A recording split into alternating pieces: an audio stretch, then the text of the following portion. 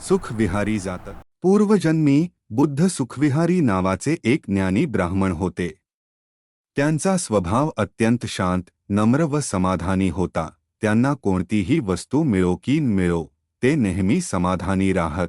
एका दिवशी त्यांच्या गावात दुष्काळ पडला. अनेक लोक दुःखी झाले, अन्न मिळेना.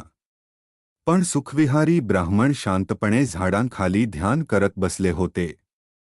लोक विचारात पडले, हे इतके आनंदी कसे? एका माणसाने विचारले, बाबा, तुम्हाला ना अन्न आहे ना वस्त्र, तरीही तुम्ही हसताय, याचे रहस्य काय? सुखविहारी म्हणाले, खरा आनंद बाहेरून येत नाही, तो आपल्या मनातून निर्माण होतो. जर मन शांत असेल तर दुःखाचाही सामना आनंदाने करता येतो. हे ऐकून अनेक लोक त्यांच्याकडे येऊ लागले. त्यांनी ध्यान, संयम आणि समाधानी जीवन शिकवले. जसजसा काळ गेला, गावात शांती व समाधान पसरले. जो सतत बाह्य सुखाच्या शोधात असतो त्याला दुःख मिळते, पण जो अंतर्मनात समाधानी असतो तोच खरा सुखी असतो.